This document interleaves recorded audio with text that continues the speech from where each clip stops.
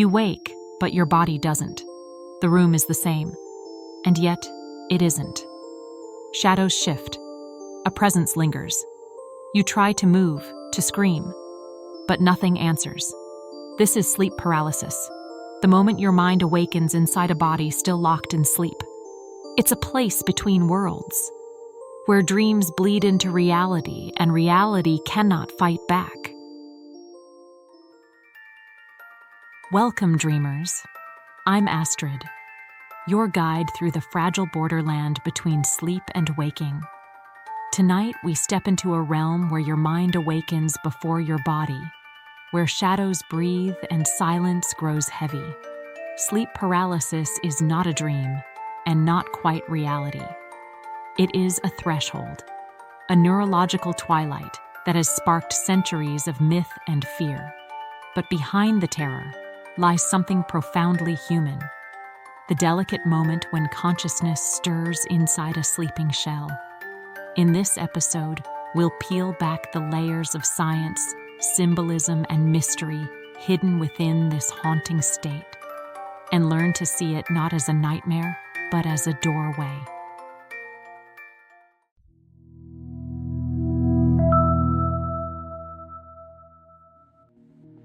It happens in silence. Your eyes open, but your body stays behind. Heavy, distant, unreachable. The room looks the same, yet something is unmistakably different. In this fragile instant, you exist in two worlds at once. Consciousness is awake, but the body is still under sleep's spell. This is sleep paralysis, the threshold where reality is perfectly clear and utterly unreachable. Your breathing slows, pressure settles on your chest, and a subtle panic rises as you realize that no matter how much you will your limbs to move, they don't answer. Psychologists call it a dissociation between the brain and the body, a brief delay in the natural sequence of waking. But in this moment, it feels like a trap, suspended between dream and reality, powerless beneath the weight of your own stillness.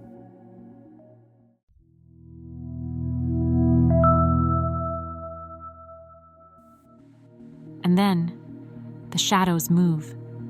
In the stillness, your mind searches for meaning and finds figures. At the edge of the bed, in the corner of the ceiling, beside the door, vague silhouettes emerge, watching. They do not speak. They simply exist, as if they've always been there.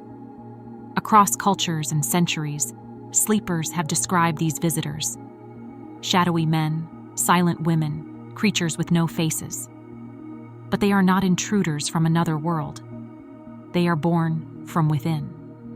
In the paralyzed state, your brain is half dreaming, half awake. Sensory input is dim, but imagination is alive. The mind projects fear outward, sculpting it into forms your body cannot escape. These visitors are fear, personified. A mirror held up to your most primal anxieties, waiting in the dark.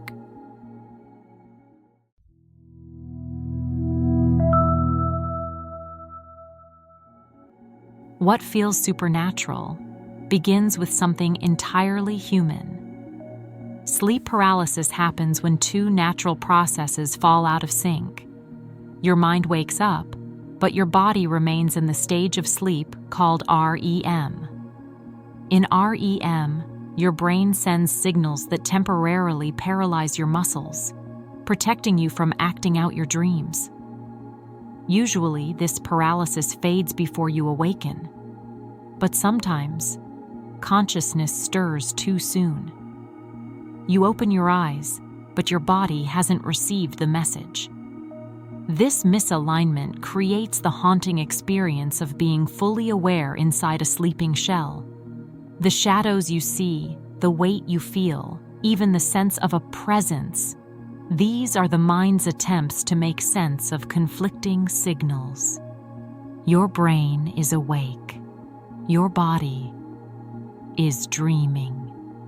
And for a few uncanny seconds, you exist between them.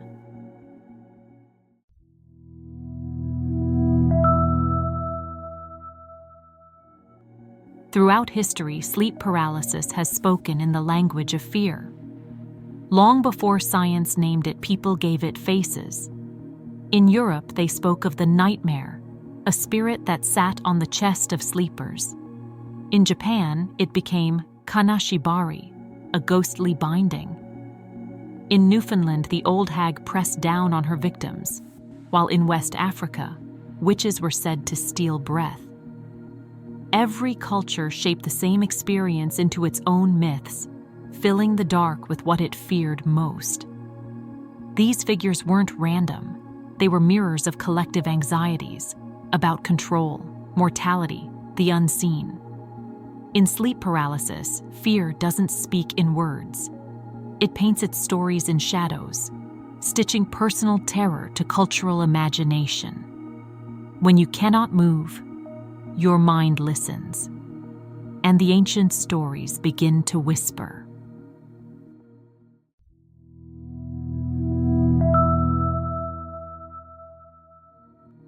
There comes a moment when the fear fades, and what remains is awareness. Sleep paralysis is not a punishment, nor possession. It is a doorway, a moment when your consciousness drifts into the machinery of sleep itself. The same bridge that traps you in terror can also lead you to lucidity. When you understand the rhythm, when you meet the paralysis with calm instead of panic, you begin to reclaim that twilight. Some have learned to step through it, awakening inside their dreams, transforming paralysis into freedom. What you feared as the presence of something else is often the presence of yourself, your mind, fully awake, exploring the edges of its own reality. So, the next time you find yourself between worlds, remember, the shadows are not there to take you. They are there to show you that you are already awake. When the dream fades and morning finds you, remember this. What we fear most in the dark often turns to understanding in the light. Sleep paralysis is not a curse, but a reminder that the mind is vaster than the body it inhabits. In the stillness, we meet the architecture of consciousness itself. Every shadow, every breathless second, is part of a greater language the subconscious speaks. And you, dreamer, are learning to listen. Until next time, may your nights be curious and your awakenings gentle.